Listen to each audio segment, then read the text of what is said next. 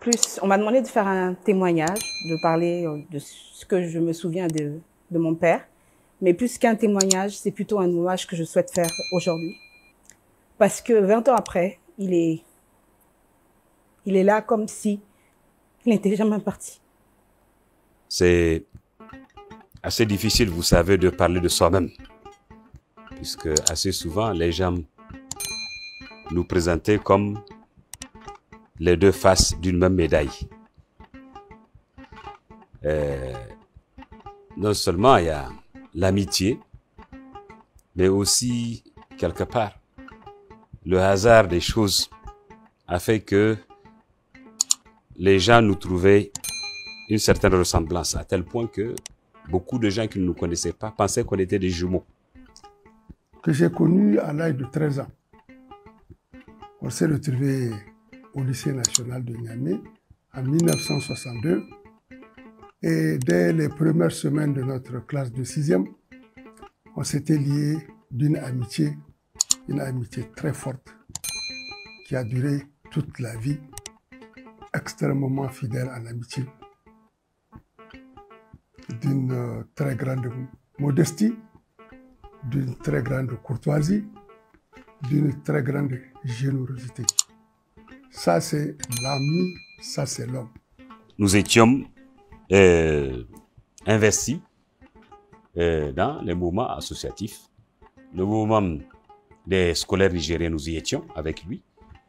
Le regroupement interscolaire qu'on appelait le RIS, nous étions, qui regroupait l'ensemble des établissements à l'époque de Niamey et du Niger, le RIS.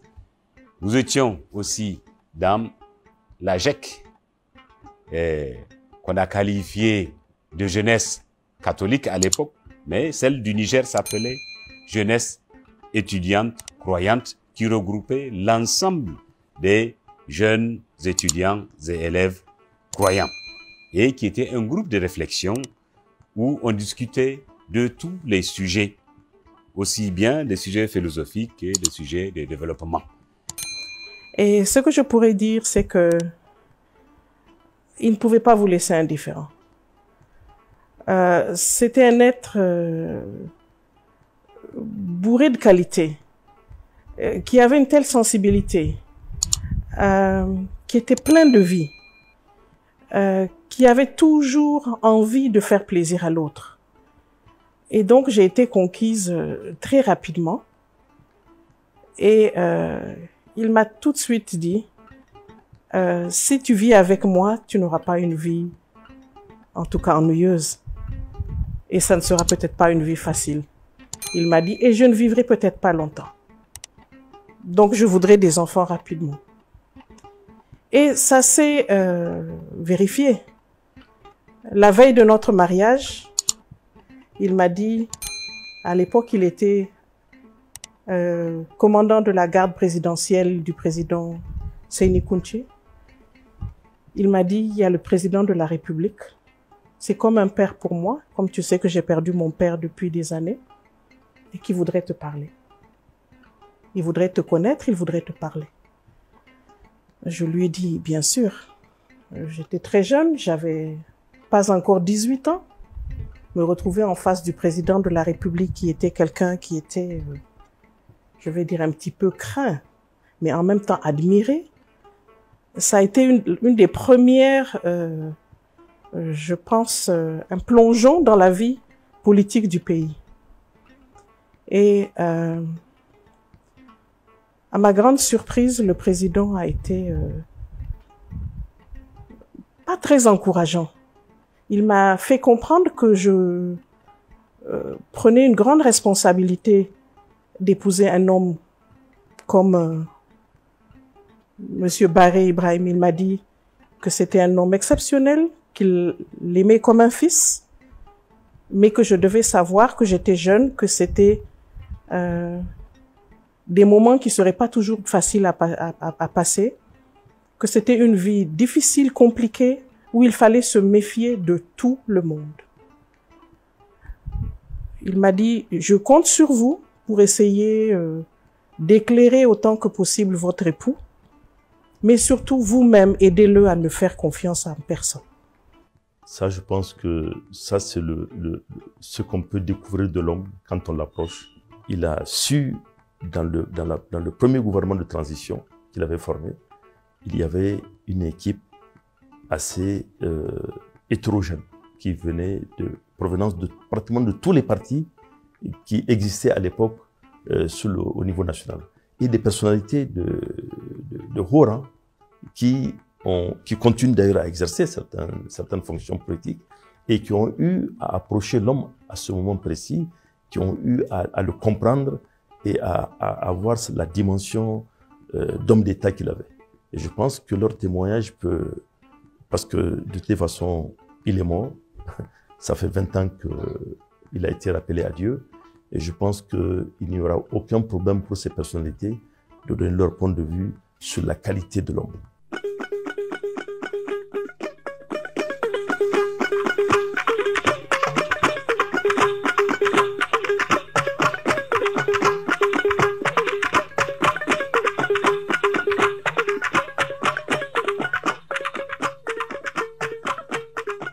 Déjà 20 ans, mais c'est comme si c'était hier. Je dois dire que Ibrahim Baré Meïressara, que son âme repose en paix, est avant tout un patriote, un nationaliste, un homme, un officier qui a toujours aimé son pays et qui a mis son pays en avant de tout. Je pense que c'est cette position qui lui a valu malheureusement ce qui est arrivé à la grande surprise générale des Nigériens et du monde entier. Pour revenir encore à la pertinente question qui est le général, nous allons tenter de donner quelques traits. Je dirais tout simplement que c'est un homme exceptionnel, de mon point de vue. Un homme d'État que le destin a conduit à la tête du pays et qui, à travers donc ses qualités, on a pu le découvrir réellement au devant de la scène. C'est un président qui va certainement marquer l'histoire du Niger parmi les meilleurs présidents que le Niger ait connus.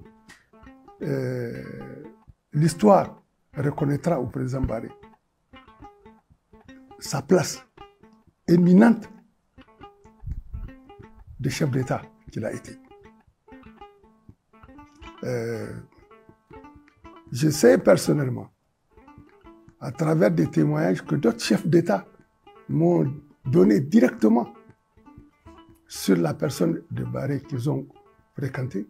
Notamment, je veux vous citer l'exemple du défunt président Bongo, qui, en me recevant dans le cadre de mes fonctions quand j'avais quitté le gouvernement, le directeur Jean Lassekna, connaissant le lien qu'il y avait entre le président Baré et moi, m'a dit toute la considération, l'estime et le respect qu'il avait pour le président Baré. Et en particulier, il a signalé, il m'a dit quelque chose qui l'a frappé au cours d'un voyage qu'ils ont fait ensemble à Hanoï, je crois, dans le cadre de la francophonie. Il a souligné la modestie et le sens de la courtoisie du président Baré.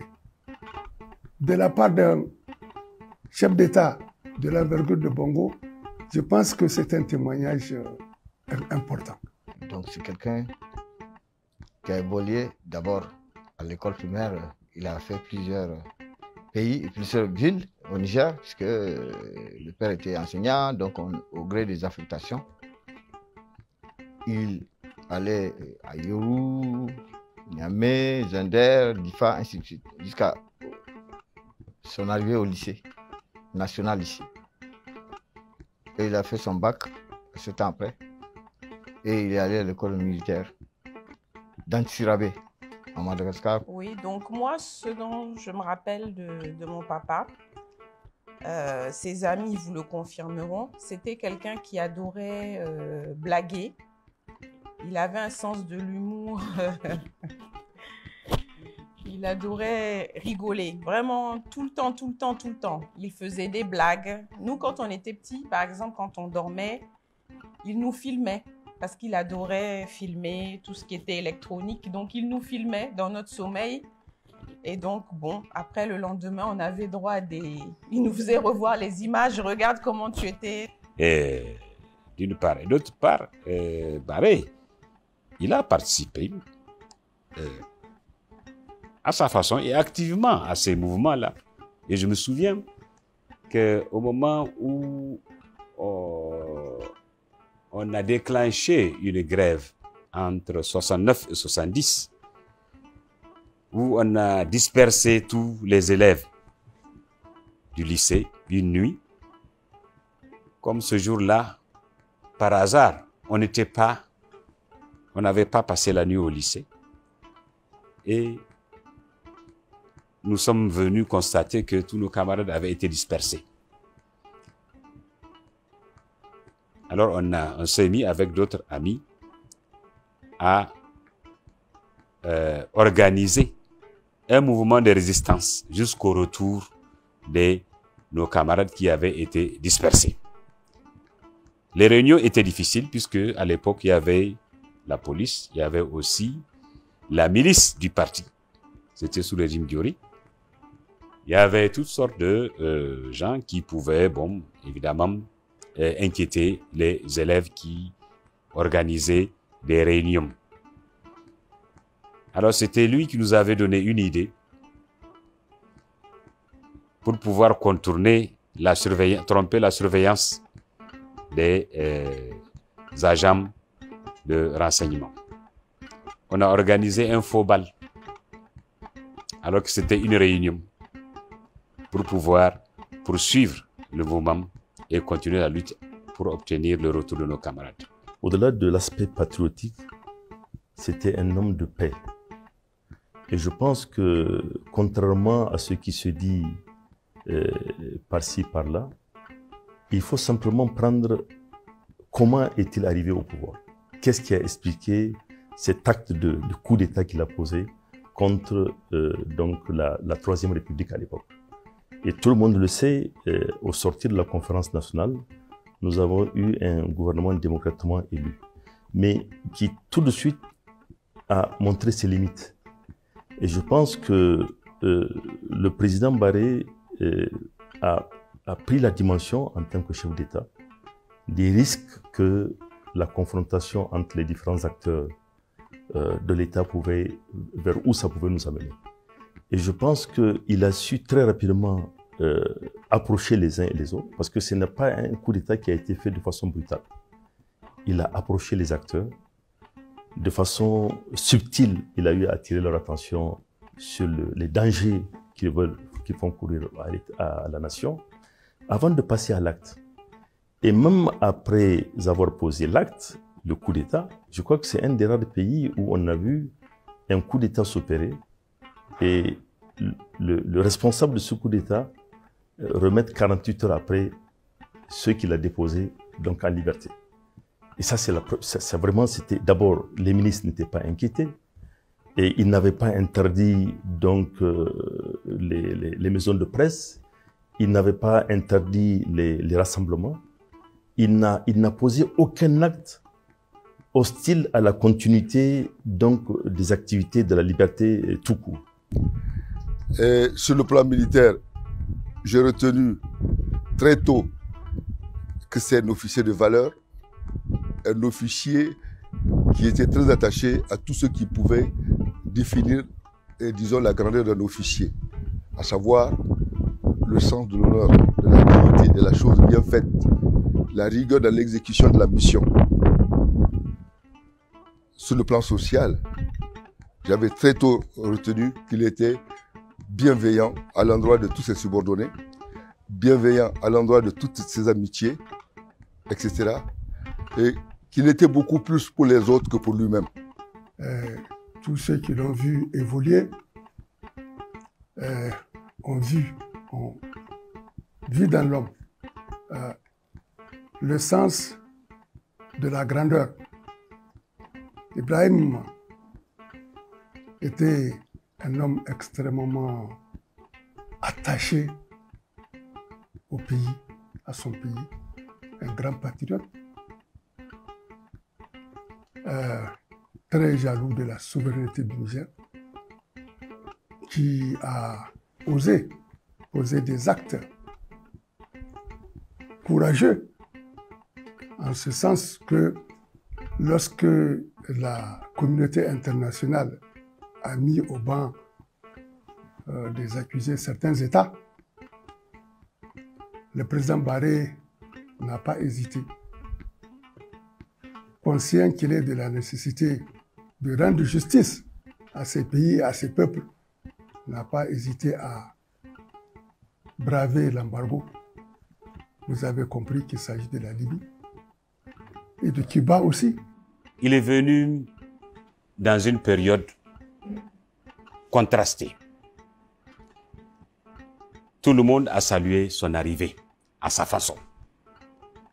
Et du reste, l'ensemble des Nigériens, au moment où Barré est arrivé, ont poussé un ouf de soulagement, sinon de joie, par rapport aux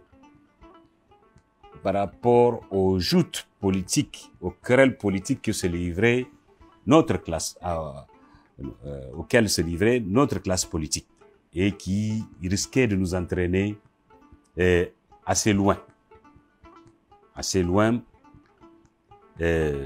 par rapport à l'unité et à la cohésion nationale. Quand il était venu, il est venu avec un délai précis pour pouvoir mettre de l'ordre dans les affaires du pays, c'est-à-dire tracer les grandes lignes, remettre le pays sur les rails et s'en aller. Il avait demandé un délai de transition de 2 ans. 2 ans. C'est-à-dire 24 mois. Après les 24 mois, il mettait de l'ordre au bout de ces 24 mois et il s'en allait. Comme l'a fait avant lui son aîné, notre aîné, Amadou Toumani Touré du Mali. C'était de cette façon qu'il voyait son passage à la tête de l'État. Mais malheureusement, notre classe politique n'a pas été assez sage, n'a pas été assez lucide, n'a pas été assez patriote. Et je suis de ceux qui regrettent fortement que ce monsieur n'ait pas pu donner au Niger tout le dynamisme, tout le sens d'honneur et de dignité qu'il voulait bien pour le Niger et qu'il voulait bien, et disons, pour la jeunesse de son pays. Comme vous le dites, les jeunes aujourd'hui qui ont 18-20 ans, ils entendent parler de Barré, parce que quoi qu'on dise, ils n'ont pas vécu son ère, mais Barré est rentré quand même dans l'histoire du Niger. Autant on parle de Sankara au Burkina et de par l'Afrique et de par le monde, autant on parle de Barré au Niger, en Afrique et dans le monde. Nous ne le disons pas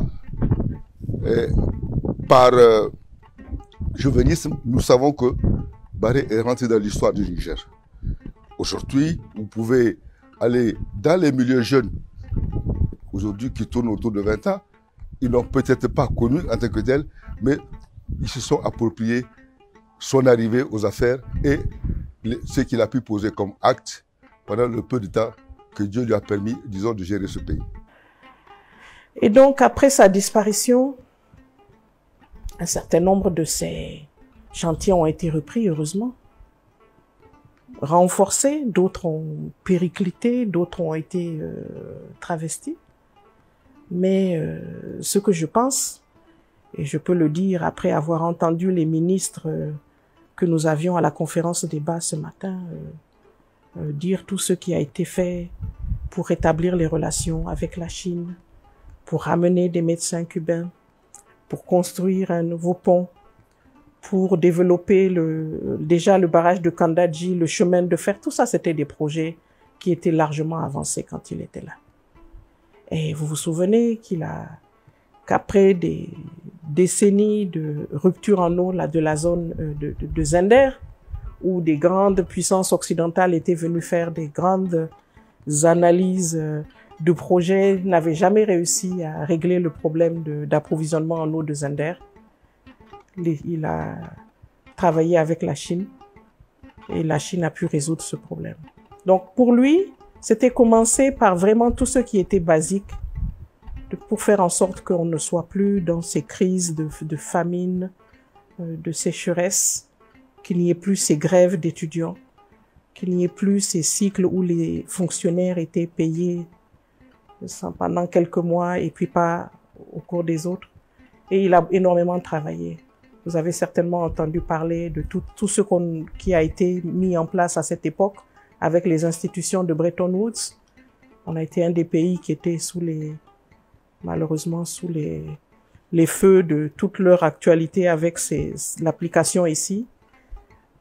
Mais heureusement, il avait mis en place ce qu'ils ont appelé ensuite un dialogue social entre les syndicats, le patronat et les pouvoirs publics, qui ensuite ont été même montrés comme exemple au niveau international, comme moyen de résoudre les crises avec en particulier les travailleurs et la société civile. Donc moi, je pense qu'il a réalisé au moins le début de beaucoup de ses nombreux et grands rêves. Peut-être qu'il avait déjà l'impression qu'il ne vivrait pas longtemps parce qu'il vivait à une allure incroyable. Il voulait tout réaliser, il voulait travailler dans tous les domaines, il ne s'arrêtait pas, il était très exigeant envers ses collaborateurs. On dit que souvent les personnes qui ne vivent pas longtemps mettent comme ça les bouchées doubles et je pense que c'était son cas. L'un dans l'autre, on ne finira pas. C'est quelque chose qui a été ressassé, répété à chaque anniversaire. Mais je recommanderais surtout à la jeunesse, parce qu'aujourd'hui, ça fait 20 ans qu'il est mort. Donc, tous ceux qui ont 20 ans, 18 ans, 19 ans, ne l'ont réellement pas connu. Et à ce titre, pour connaître l'homme, il faut peut-être se référer à deux livres, deux petits fascicules qui ont été écrits. Le premier, c'est intitulé L'œuvre du président Barré, qui a été écrit par le ministre à l'époque, donc M. Ben Omar, et Chebou Danyina, et Moussa Oumarou, qui fut également ministre du président Barré, et qui a été préfacé par Hamid Al-Gabid à l'époque. Et donc ce livret également, qui est intitulé Ibrahim Barré Ménessar l'itinéraire, qui a été fait par le défunt Ahmad Ousmane. Ces deux livrets, donc, parce que le premier a été écrit au lendemain de son assassinat, et celui-là a été écrit au lendemain du coup d'État qu'il a porté au pouvoir.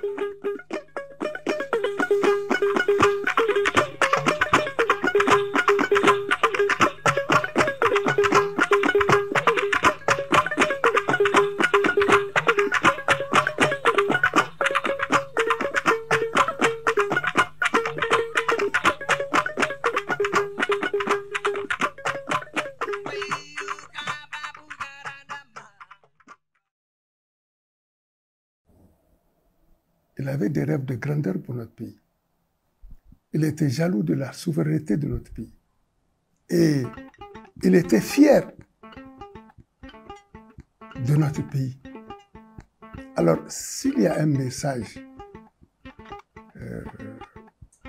parmi tant d'autres qu'il faut retenir, et en particulier à l'adresse de la jeunesse, c'est que le Niger est un grand pays.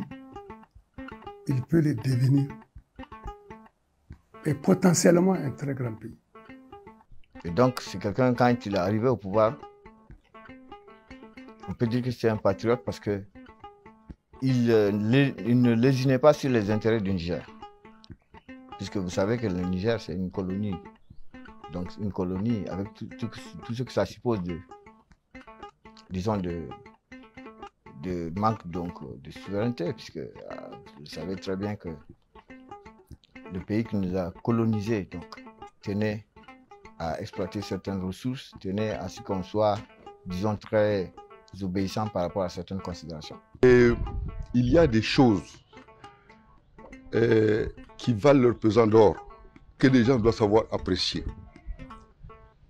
Le général Barré, très vite, dans l'appréciation qu'il avait de la situation et de la projection qu'il faisait, disons de la gestion du Niger, il avait compris que non seulement il fallait de la ressource financière, mais surtout qu'il fallait de la ressource humaine de qualité. Et c'est ainsi que ses premiers actes étaient de créer des conditions qui permettraient au Niger, dans très peu de temps, de disposer de ressources humaines de qualité pour prendre en charge les différents compartiments de développement de notre pays. C'est ainsi qu'il a créé 2 écoles d'élite, le Prytanée militaire et le lycée d'excellence. Parce que l'État du Niger, au regard de la situation, se devait de prendre partout sur le territoire nigérien, partout où se trouverait l'intelligence nigérienne pour, disons, la protéger et lui permettre à cette intelligence de se former et de pouvoir se mettre à la disposition du pays. Et le système des internats était fini, donc il fallait aller chercher à Bilma et à Yerou, partout où se trouvent les jeunes qui sont susceptibles, disons, de connaître une très bonne formation pour pouvoir mettre à la disposition du Niger. Donc, ces deux créneaux qu'il a créés, le Prytanée et le lycée d'excellence, en contre de plus, devaient permettre aux élites du Niger, les jeunes, de pouvoir être sécurisés et que le Niger devait pouvoir les accompagner pour en faire des hommes, des enfants de la République, il faut le dire. Et le chapeau qui a manqué, et c'est là que nous regrettons énormément, c'est que, au regard de ces 2 situations qui allaient forcément amener des jeunes bacheliers et des bacheliers dignes de ce nom, de cette capacité, à disposer d'un autre espace pour pouvoir continuer les formations. C'est ainsi qu'après les 2 écoles, le général Barré envisageait de créer l'école polytechnique qui devait pouvoir accueillir ces jeunes-là qui viendraient, pour certains du Prytanée, pour d'autres des lycées techniques. Donc, aujourd'hui, ce qui a manqué dans le schéma du président Barré, c'est la création de l'école polytechnique du Niger.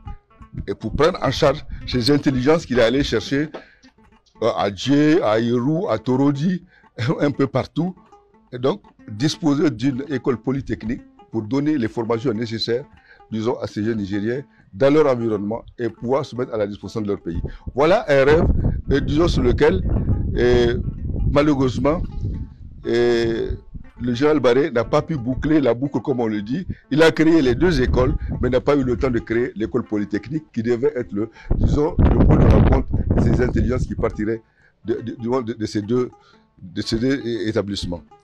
Un autre rêve, on entend parler de Niamey-Niala. L'État est une continuité. Heureusement d'ailleurs. Niamey-Niala, ça a été un rêve du général Barré.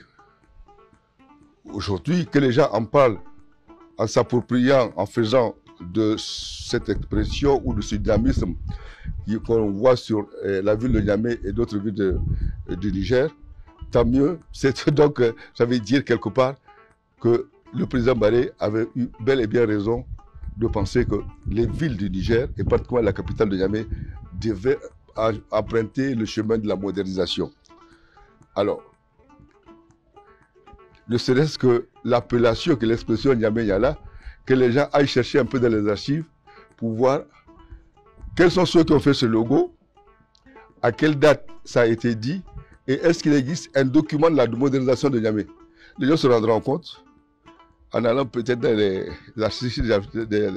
archives du ministère de l'Urbanisme, ils se rendront bien compte que la conception de Niamey-Niala, elle a été bien faite, et en d'autres temps, et Barré en est pour quelque chose.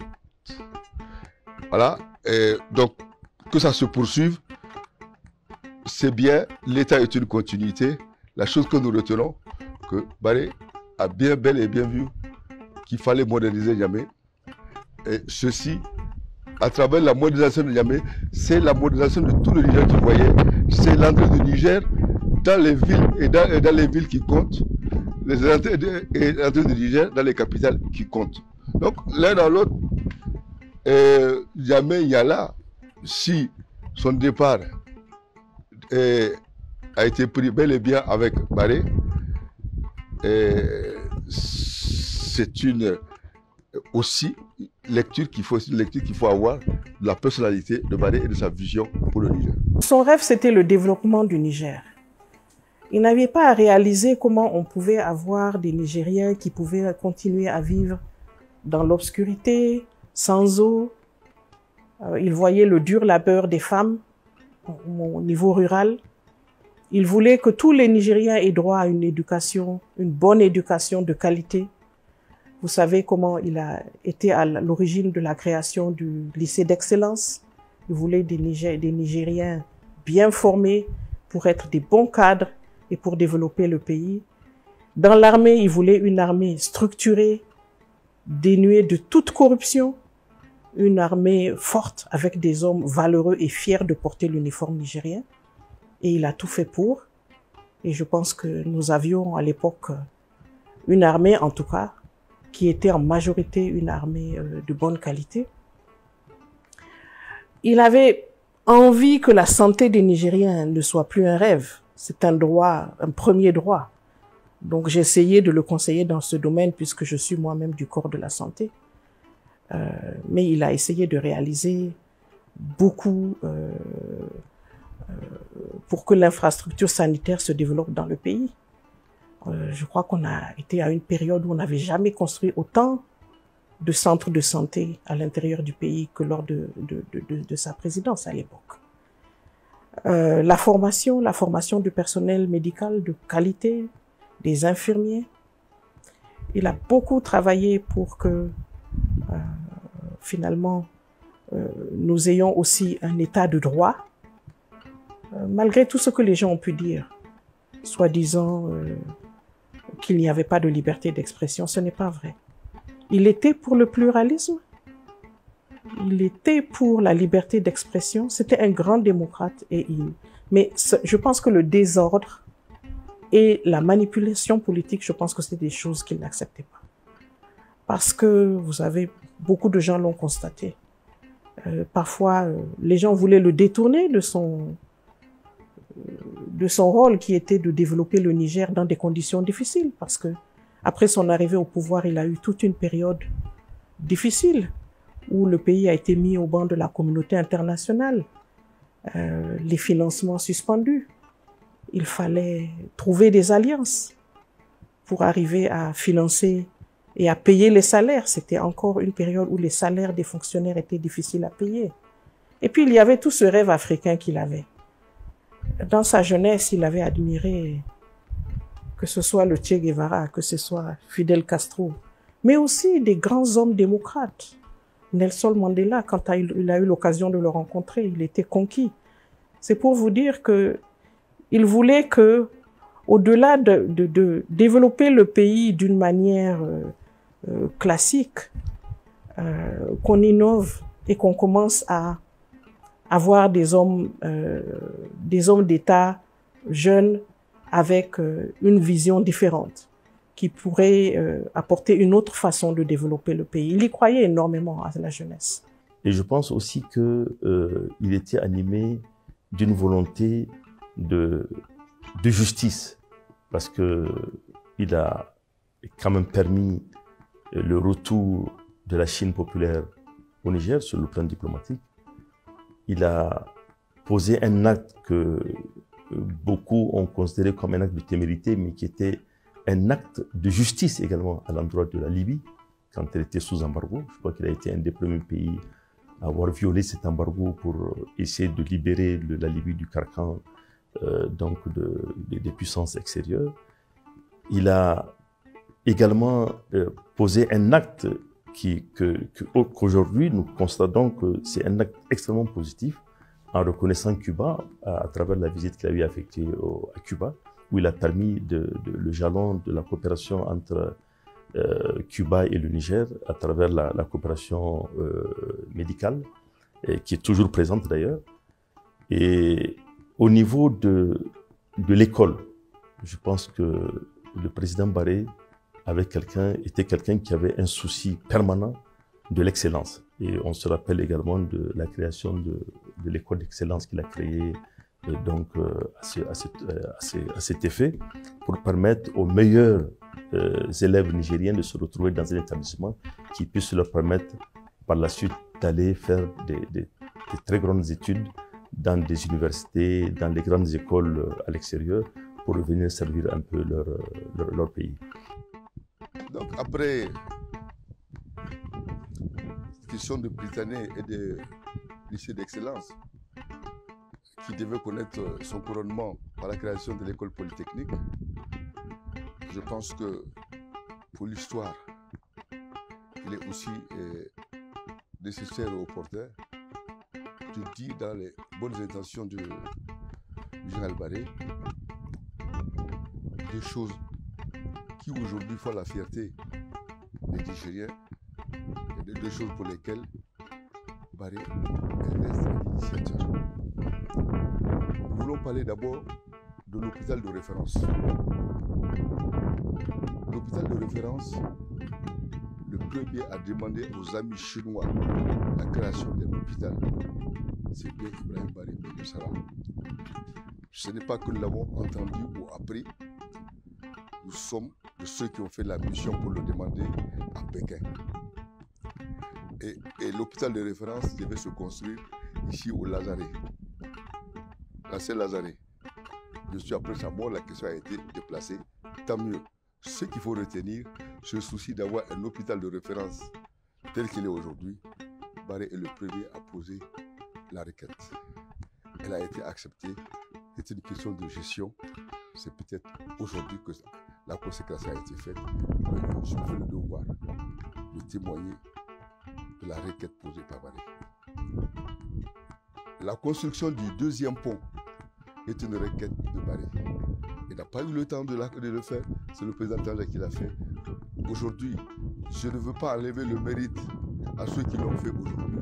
Je voudrais simplement témoigner du mérite du président Barré dans sa vision. Il était le premier à entrevoir la nécessité de ces infrastructures.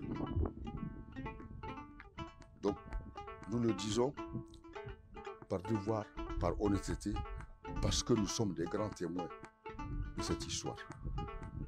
Voilà un peu ce que je veux dire par rapport à cette question de rêve que le président Barré a toujours eu pour le Niger. Donc, il avait des idées terribles pour le Niger. Et on ne peut qu'avoir du remords quand on sait que ce monsieur, avec tout ce qu'il avait comme intention et possibilité, parce que le tout n'était pas d'avoir des intentions, il s'était donné les moyens relationnels de pouvoir le faire. Ce qui m'amène d'ailleurs, ma pensée va un peu vers Cuba. Nous étions du voyage quand le président Barré était allé à Cuba pour demander au président Castro 6 spécialistes. À la séance de travail, le président Barré a réussi à avoir 36 spécialistes, lui qui était allé chercher 6. Et mieux, à la même séance de travail, le président Barré a eu 600 bourses de médecins. 600 bourses. Et pour dire que cette affaire-là ne rêvait pas de la démagogie, le lendemain, on nous a fait visiter l'université dans laquelle les 600 médecins devaient être accueillis, selon le programme que le Niger aura établi. Donc aujourd'hui, cette question sociale qui parle de l'école, je vous ai dit la vision du général Barré par rapport à l'école, sa vision de la couverture sanitaire pour ce pays. Donc, sur le plan social, le président Barré, il a voulu initier des choses qui forcément allaient produire du positif sur le plan social et pour les Nigériens. C'était pas... Le président Barré n'était pas dans les actions à saupoudrer, démagogiques, non. Il avait pris les choses dans la profondeur. Et c'était dommage qu'aujourd'hui, sa vision dans la profondeur, pour ce qu'il a pu initier, est en train de donner aujourd'hui, et les gens semblent l'oublier, et on ne lui fait même pas la reconnaissance, quand bien même ses adversaires politiques avaient envoyé à lui le monsieur qui voulait les enterrer, mais au moins, il est parti, il n'est plus en compétition avec qui que ce soit. Ce qu'on simplement demande aux Nigériens, ceux qui sont aujourd'hui à des responsabilités, c'est à l'occasion des faits, de rappeler, et disons la vision de cet homme et ce qu'il a pu faire pour le peu de temps que Dieu lui a accordé sur terre pour le Niger, dans ses intentions.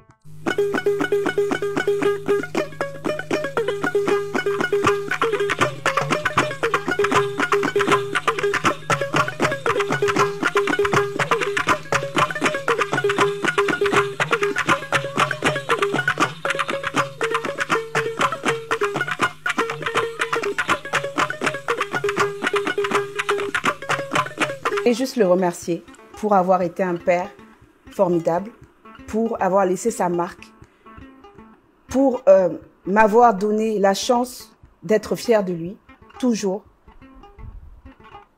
de me dire qu'il y a des personnes encore qui sont dotées de valeurs, qui à notre place, qu'on peut être des personnes humbles et sans avoir honte, et qu'il sache qu'il vit toujours en nous. Il est présent, qu'il ne sera jamais oublié, et que ces quelques années sur Terre qu'il a passées nous ont permis aujourd'hui à nous d'être là, nous cinq, Raya, Samy, Nasser, Jibril, et qu'on tentera de véhiculer toutes les valeurs qu'il nous a apprises, c'est-à-dire en restant ensemble, en restant dignes, et on continuera d'attendre la vérité qui viendra, la justice viendra, nous y croyons. On a souvent eu des moments de découragement, ou des moments, si vous pouvez le dire, de réalisme ou de lucidité qui nous faisaient penser qu'avec une telle omerta de toute la classe politique et un dossier qui dérange autant, on s'est beaucoup dit qu'on ne verrait pas cette justice. Mais avec la CEDEAO, qui a démontré réellement que nous étions dans notre droit, que cette mort était une mort inacceptable et que le Niger devait faire mieux en matière de justice. Nous espérons encore, parce que nous allons continuer la lutte au niveau, bien sûr, de tout ce qui est aspect juridique. Mais ce qui me donne encore plus d'espoir, c'est deux aspects. Le premier aspect, c'est ce que j'entends de la société civile, des jeunes, de la population et tous ceux qui nous ont soutenus depuis hier. La perte du président Barré était lourde, pas seulement pour sa famille, mais pour eux-mêmes et pour le pays. Donc ça, je crois qu'il y a quand même un mouvement qui semble sincère et réel pour faire en sorte que les Nigériens, conscients que l'histoire de leur pays est aussi dans leurs mains, le changement est aussi dans leurs mains, je pense que il y a quand même un espoir particulier que je sens cette année. Et puis, il y a des dossiers qui commencent à évoluer. Le dossier similaire que nous avions au Burkina, après plus de 30 ans, aujourd'hui, qui commence à trouver des voies de résolution. On n'y est pas encore, mais ce sont des dossiers qui commencent à évoluer. Il faut nécessairement que partout où il y a eu des torts, ces torts doivent être réparés. Les gens ignorent souvent que le Alia en question, c'est mon premier prénom et on m'a appelé ainsi à cause de son meilleur ami, Ali Saad, qui était quelqu'un... Quand on parle de mon père, c'est difficile de le dissocier. Et la preuve, ils sont partis ensemble ce jour de 9 avril et c'est très dur pour nous parce qu'on a l'impression d'avoir perdu un père et un parrain en même temps. Parce que même de tous mes souvenirs de jeunesse, il venait souvent à la maison, rester quelques jours. Il avait ses films préférés et il avait même ses plats favoris, ses petites choses et quand il était là, c'était la fête, quoi. Parce que, bon, déjà, ils avaient leur taquinerie entre eux. Ils étaient tous les deux très taquins. Je ne comprends pas qu'on n'arrive pas, 20 ans après, à nous rendre justice. Même s'il n'avait pas été président, même s'il n'avait pas été dans l'exercice de ses fonctions, il a des droits, nous avons des droits en tant qu'humains. C'est le droit à la vie, moi c'est ce que j'estime. Et je trouve pas normal qu'il ait été abattu de la sorte et que, pour quelles que soient les raisons, hein, moi, quelles que soient les raisons qui seront avancées, raisons d'État, ça ne justifie pas. Disons qu'on n'ait pas droit à une vérité, de savoir ce qui s'est passé réellement jusqu'aujourd'hui. Vous savez, la justice, d'abord, pour moi, elle est à plusieurs niveaux. Il y a la justice en tant que telle que nous souhaitons, que nous demandons qu'il y ait une enquête ici au Niger sur les circonstances dans lesquelles le président Barré a été assassiné, et pour déterminer réellement les différents acteurs. Qu'est-ce qui nous a amené à cela? Et pourquoi cet acte? Et pour que, une fois pour toutes, le Niger ne puisse plus connaître ce genre d'assassinat, d'élimination physique sauvage. Ça, c'est un. Deuxièmement, au niveau de la justice en tant que telle, sur le plan national ou international, je pense que je peux dire que le président Barré a été en partie réhabilité. Parce que l'homme n'a exercé que pendant 3 ans. Mais quand on fait une comparaison entre la première république du Niger et jusqu'à ce jour, on peut se rendre compte qu'il a posé des actes extrêmement positifs dans l'intérêt de ce pays. Et ça a permis également de comparer l'homme par rapport à d'autres hommes d'État qui ont géré ou qui gèrent encore qui ont ce pays. Donc, je pense que l'histoire est en train de le réhabiliter.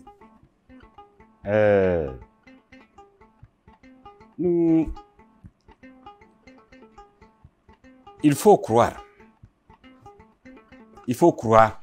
en la justice. Je pense que nous sommes dans un monde qui évolue. Nous sommes dans un monde où les données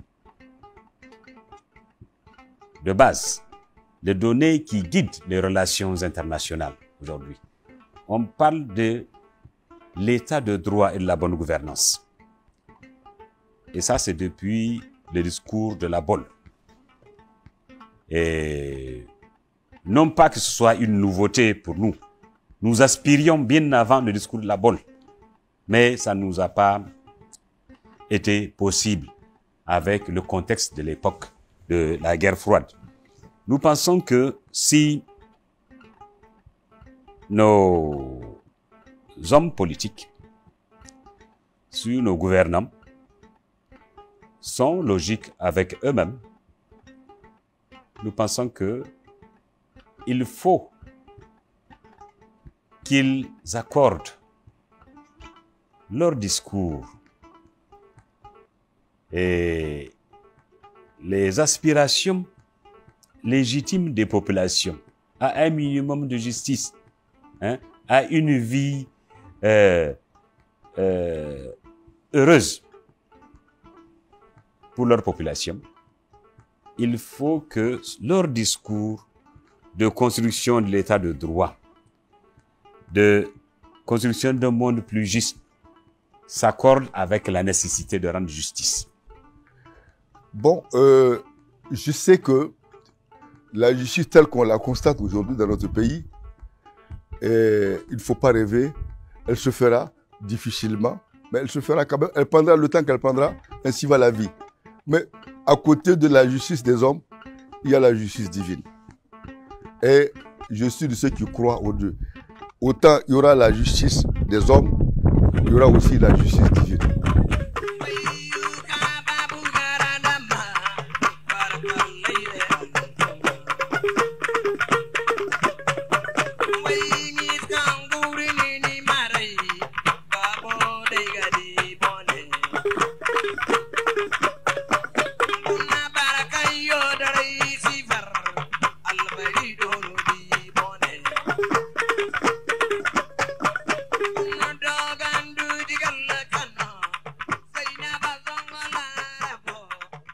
Merci.